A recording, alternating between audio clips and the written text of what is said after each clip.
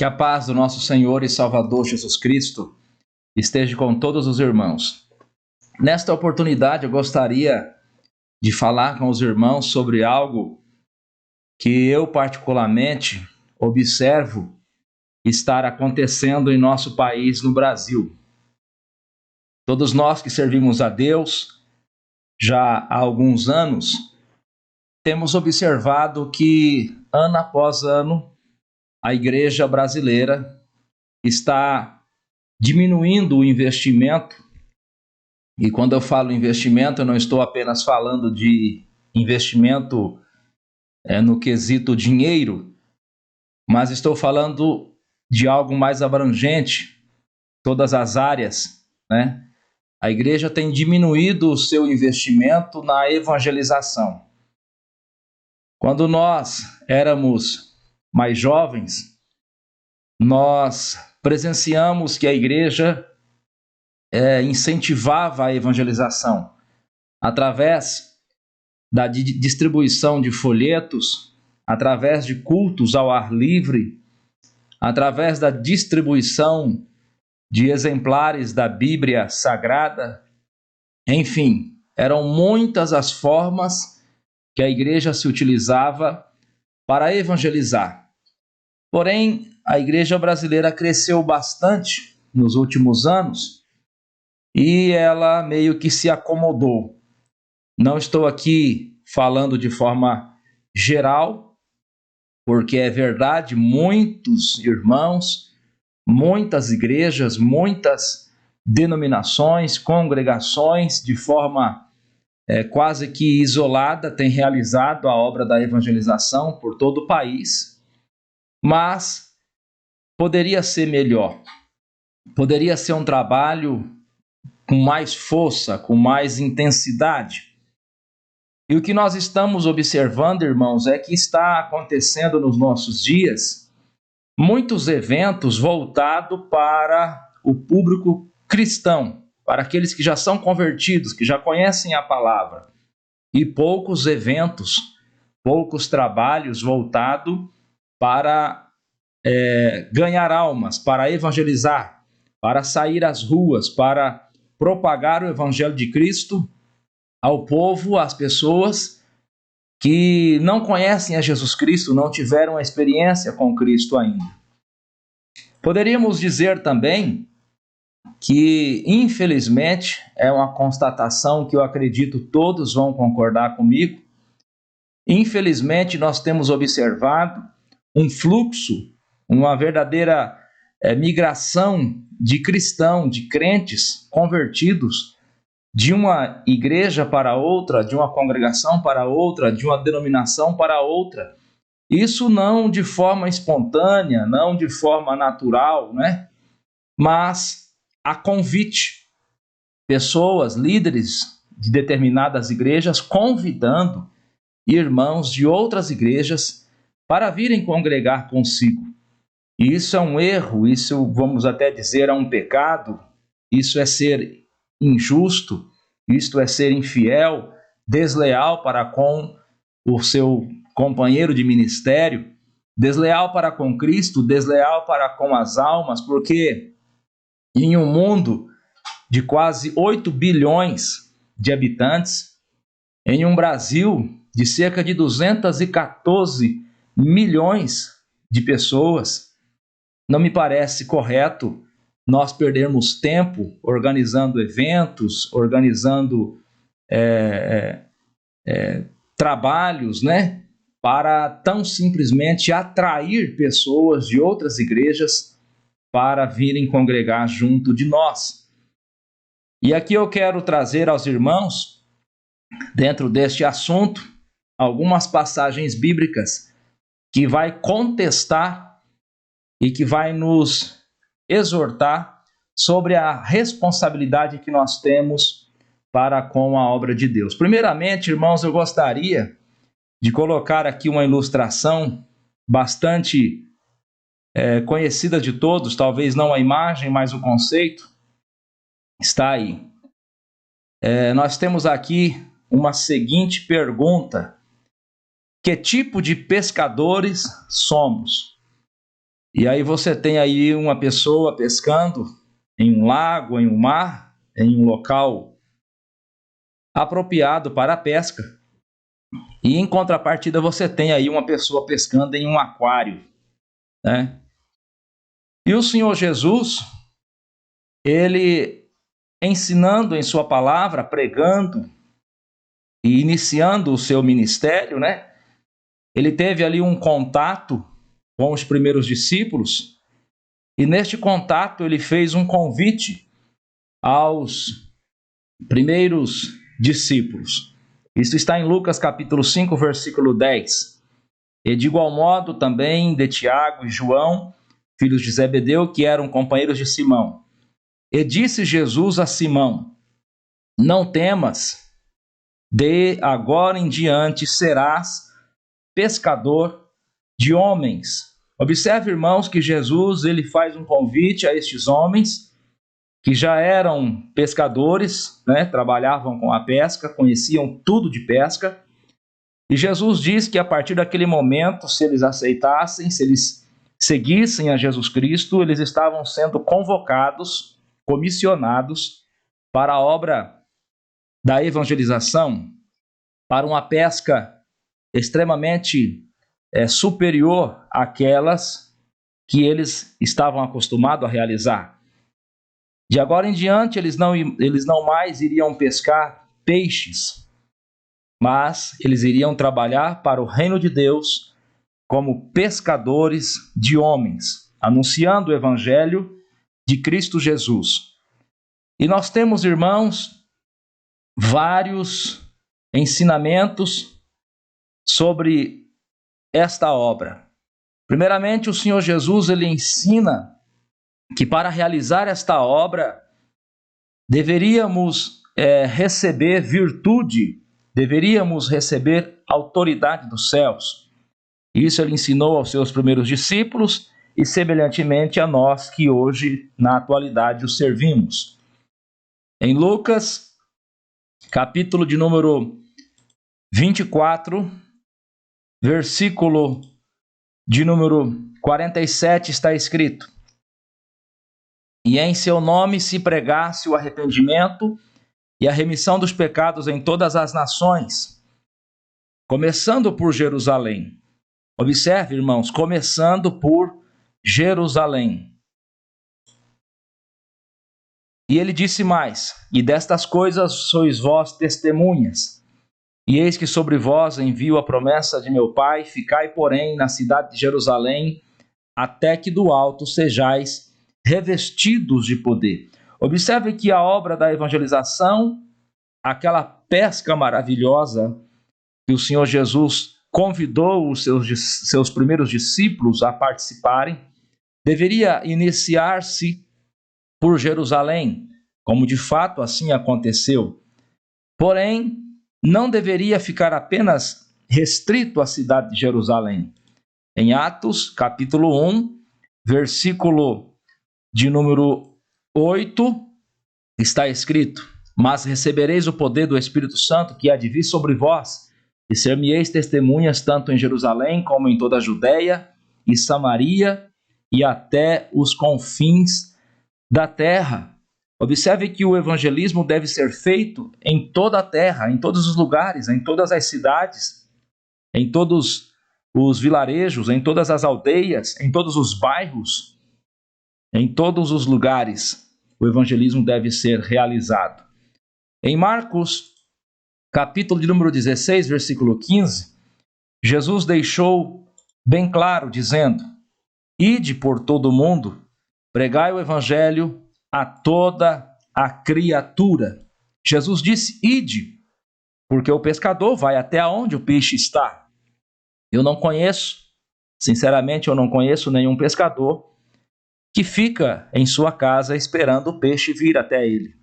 Todos os pescadores, se querem ter sucesso em sua tarefa, em seu serviço, precisam ir até onde os peixes estão.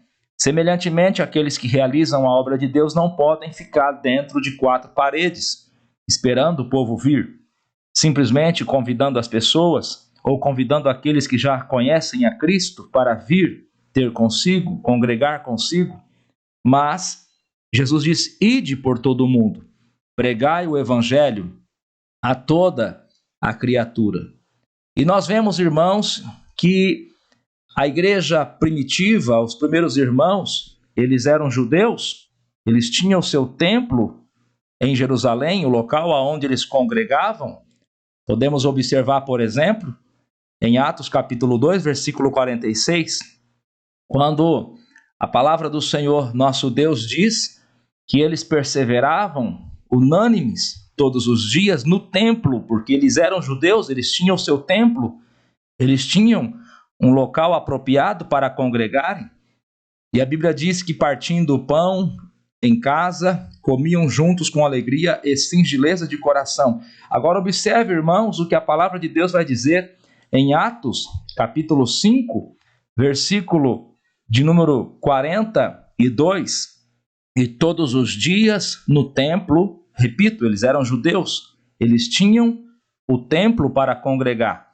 E todos os dias no templo e nas casas. Observe que a primeira igreja, a igreja primitiva, a igreja que deve servir de exemplo, de padrão para todos nós, eles não se limitavam apenas a ficarem no templo, mas eles iam de casa em casa, no templo e nas casas, não cessavam de ensinar. Observe que aqui o evangelista Lucas vai fazer uma distinção. Primeiramente ele fala sobre o ensino, ensinar, mas logo após ele diz: e de anunciar a Jesus Cristo. E aqui anunciar a Jesus Cristo está falando do evangelho, está falando da mensagem evangelística. Nós podemos observar o resultado deste trabalho. Por exemplo, em Lucas capítulo 2, versículo de número 47, a palavra do Senhor nosso Deus vai nos dizer: louvando a Deus e caindo na graça de todo o povo, e todos os dias, acrescentava ao Senhor. Observe que quem convence, quem salva o homem, quem atrai o homem à igreja de Cristo é o Senhor. E a palavra de Deus diz: e todos os dias acrescentava o Senhor.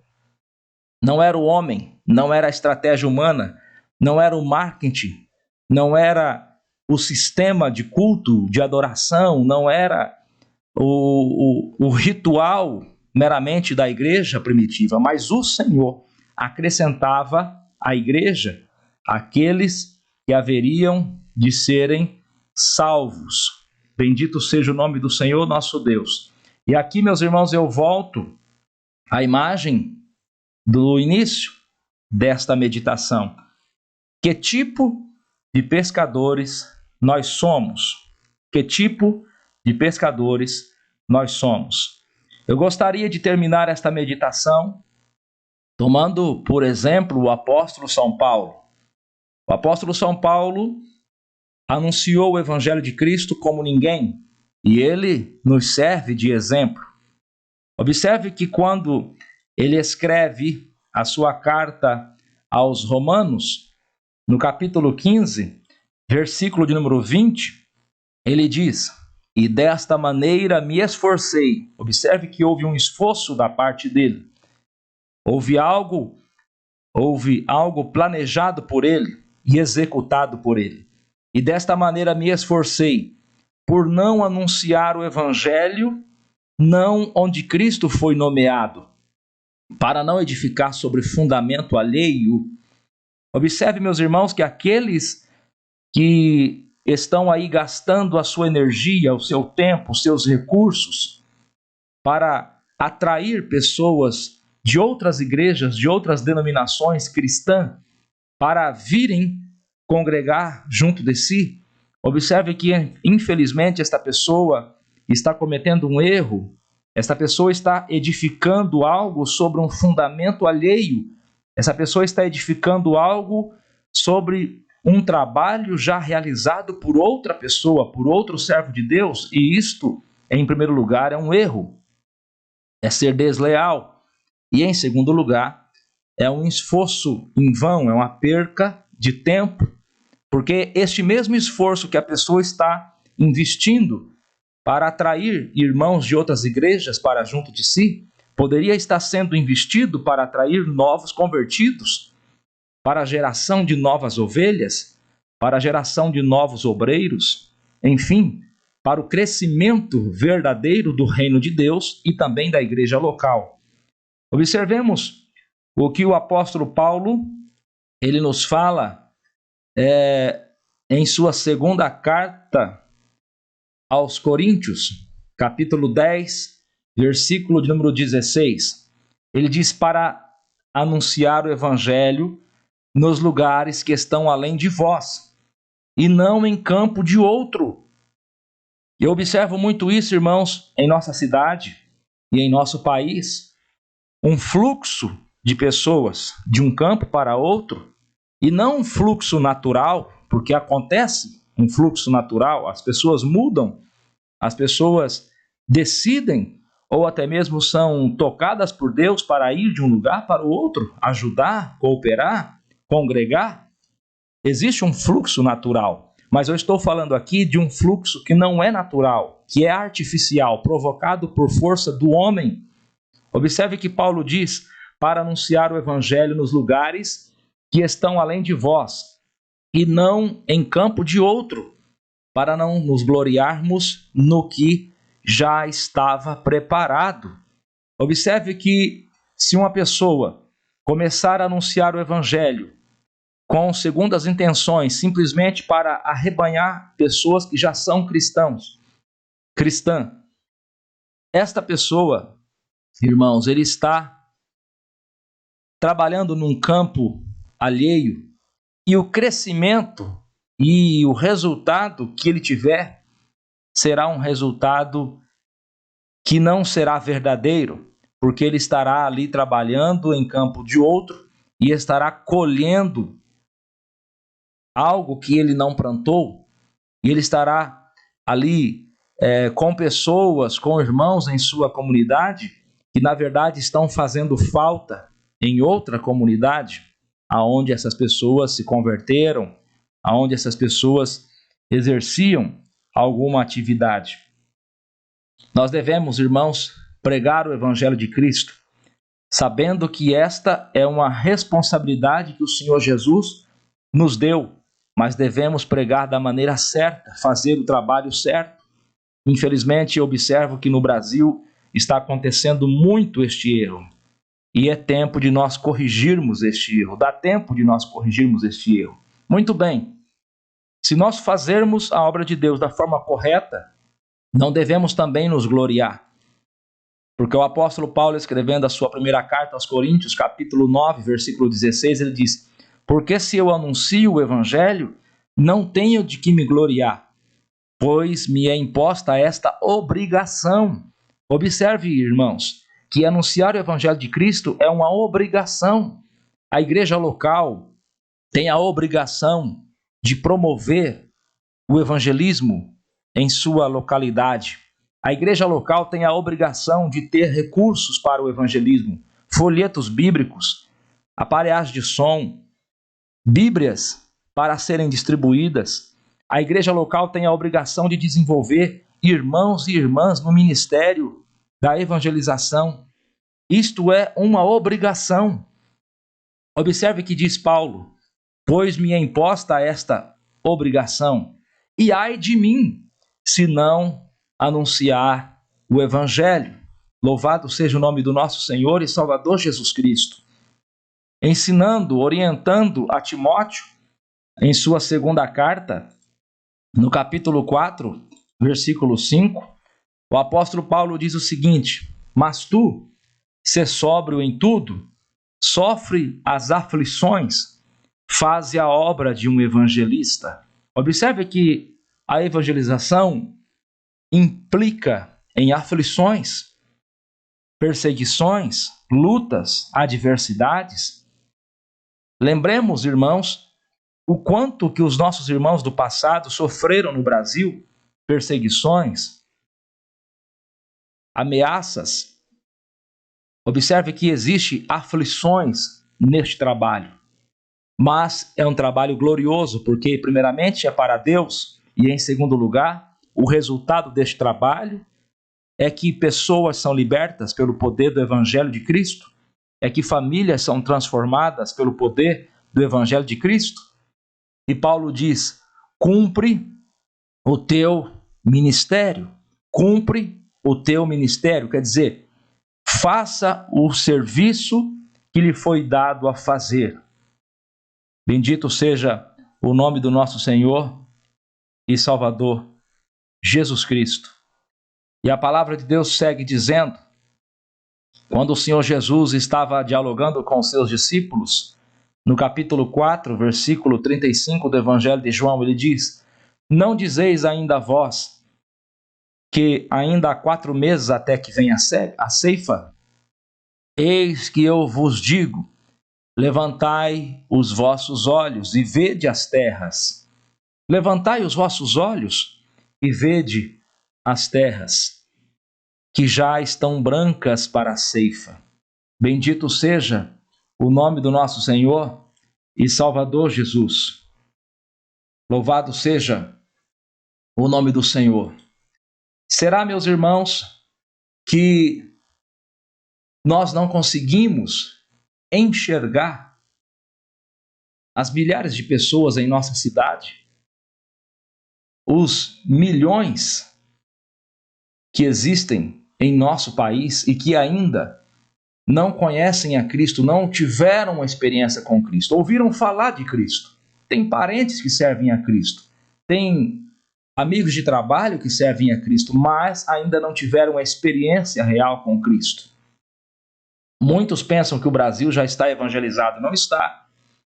Se o Brasil já estivesse evangelizado, não haveria tanta idolatria, não haveria tanta corrupção, não haveria tanta prostituição, tanta droga, tanto adultério, não haveria tanto homicídio, não haveria tanto roubo. O Brasil é uma nação a ser evangelizada, muito mais agora, que infelizmente o inimigo está semeando em nosso meio o joio, e o joio está confundindo a muitos, parecendo ser trigo. Observe, meus irmãos, nós temos a responsabilidade de fazer a coisa certa. O evangelismo é uma necessidade real para os nossos dias, e a igreja brasileira tem recurso. A igreja brasileira tem recursos humanos, tem recurso financeiro, tem a liberdade que a nossa Constituição nos garante, tem estrutura e tem o maior de todos os recursos à sua disposição. Qual é? O Espírito Santo que nos foi dado. O Espírito Santo deseja usar os seus filhos, os seus servos. Todavia, é necessário que nós venhamos a nos posicionar. Que o Senhor nosso Deus nos abençoe e nos guarde para a glória do seu santo nome. Amém e amém.